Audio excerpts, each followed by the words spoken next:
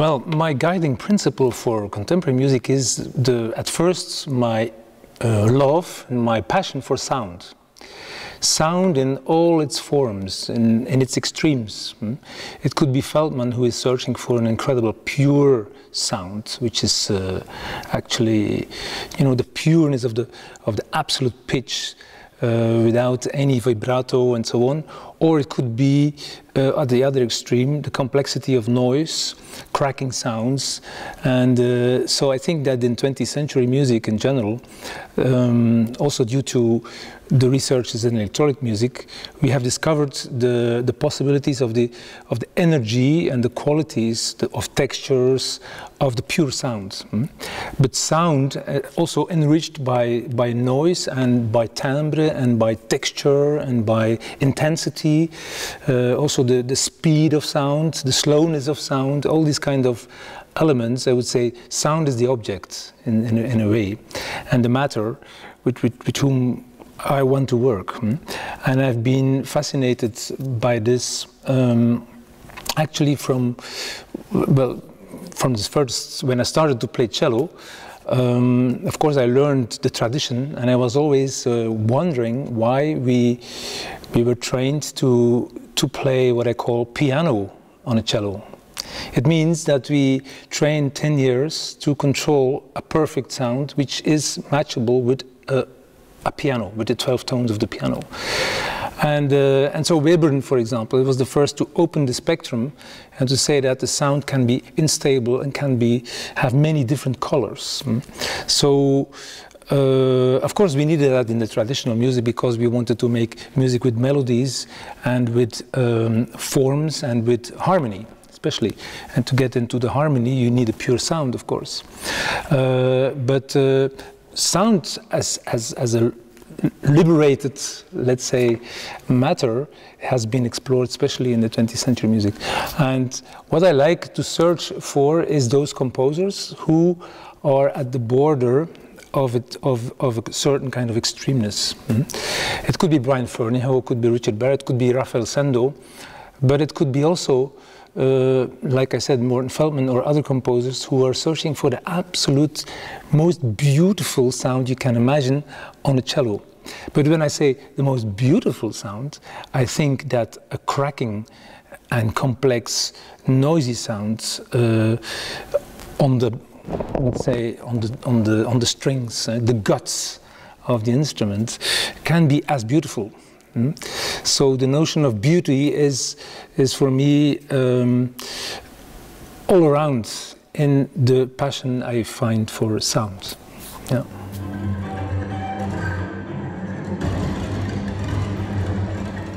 When I started to develop the repertoire of contemporary music just after leaving the conservatory, in a way, of course, I wanted to explore the great classics of the avant-garde. That is, for example, the pieces of Yannis Xenakis, which are very important for our instrument, or Helmut Lachenmann, or it could be Bernd Alois Zimmermann, all these great avant-garde guys. And so I learned these pieces, but, well, then they died, and I could not play in front of them and present my vision of this music. But gradually at the same time, of course, you have colleagues, young composers which you meet, and I've always been interested to suggest and to explore together with them new possibilities of making sound and presenting this as an option into their universe. And what I like about working with a composer, well, there is two types. There is the ones where you commission a piece and they compose the piece, and then you get the score and then you perform it. And there is no involvement and engagement in the process of creation. He has an idea and he composed the piece. The masterpiece, let's say. But I'm more interested in the other side, that is the process of collaboration, of inspiration also. Of course, it's nice if you can inspire a composer. But also the process of, let's put it like that, certain composers, they put the score to us as a challenge. As a proposition which we have to conquer. Sometimes it looks very difficult. But we as musicians, as sound makers, we also can provoke the composers to go towards their limits. And this is what I like to have, a kind of interaction of searching and exploring each other's limits. My limit, I have my limits, and I am always happy if a composer is able to give me a new frontier which I can surpass, and suddenly discover there is a fantastic universe there. And that was, for example, the case with Rafael Sendo.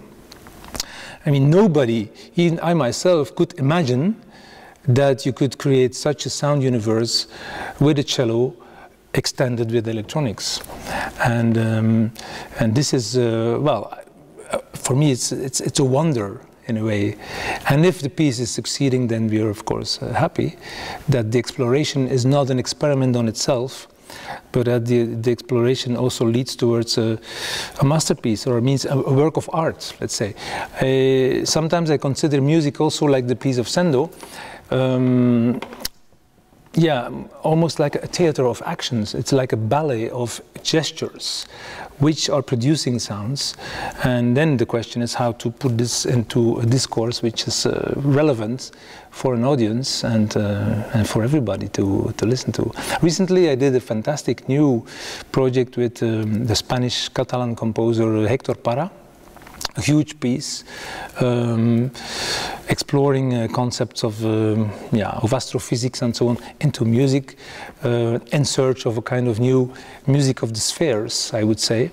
But we discovered in recent astrophysical concepts that the spheres are not as harmonic as we thought, but that they are rather very chaotic and very noisy and complex and fuzzy. And so we developed also a new thing where we explored, I let's say, offered my material and he started to compose with that. So it's a vice versa dialogue. Yeah. For me, the relationship between a cello or an instrument and the electronics is actually, again, the notion of sound. And how sound means, for me, there's no difference in the sense that in a good produced electronic sound and a good produced instrumental sound, of course, they're different, but let's say that, the exploration of sound, I like very much to use how electronics can extend, let's say, the sound of the instrument, to take us beyond the limits. And that's actually, yeah, there's many different aspects of electronics. One of them, which I like, is, for example, that the resonance box of my instrument is extended into the whole concert hall, as if the cello becomes as big as this hall, for example, and that people are inside the sounds also. That's why, for example, I like very much the surround electronics. So to have a new experience, it's like you would invite the public to get into this cello, you know, and to go into with your ears completely inside the sound. So electronics is like a magnifying glass somehow, but at the same time you can create complete new sounds, electronic sounds, digital sounds, and that affects my way of playing. In certain pieces, I take a little bit the metaphor of it's very virtuoso and very sometimes kinetic and electrifying music, but for me it's a metaphor which helps to see electricity and electronics as an extension of my nerve system and of my thinking, and therefore I use many times the expression making music at the lightning speed of thought. You know, it's like electricity and just. And so my question then, with my bow and my gestures, can I get such a fastness and speed within the energy of sound that it starts to relate to digital sound, for example. So, and so anyway, in our times again, we are getting more and more electrified by the use of our devices and beeps And so there's a complete new aesthetic of perception of sound, which goes extremely fast at the speed of light somehow. And so that's where also I like to find new expressions of, yeah, so taking risks at that point.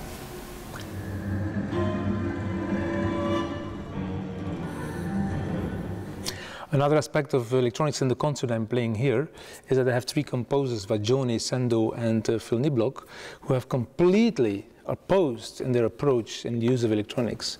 In the case of Vajone, it's a tape sound developed out of the cello sounds, but I play classical notes, in fact, the whole time. But the classical notes are to be played so fast that it becomes almost impossible, that it gets affected by the speed, and that the sound gets more and more colored by the speed and becomes related to the electronics from a physical point. Actually, the impossibility to play with the tape or the electronics because it's going so fast. But it's classical notes, so it's very virtuoso, but it has something very lucid and very transparent. So to play with 12 tones. In the case of Sendo, there's not one classical note to be played, and so it's all noise. I don't play one single classical note. So it's all different kind of textures of noise and cracking sounds and whistling sounds and flute sounds and animal sounds and whatever, you know. And then in the case of Phil Niblock, so this is the very hyperkinetic music, and in the case of Phil Niblock, it's like you stretch one sound, one chord over half an hour, you know, and instead of going in hyperspeed, you just go the complete opposite direction and you slow down and you stretch one sound, one G sound of the string of the cello for 30 minutes into a long drone, but the drone at a certain moment, it starts to have a psychological effect that you get submerged, that you get drowned into the drone, and that you become part of this one almost cosmic sound produced by electronics. And so again, it's a different cello. It's like I would play with one bow, one sound, but this sound is half an hour long, so I need an incredible long bow, you know. I would like to have a bow which is continuous, you know, just to stretch it until the limits of our perception. So.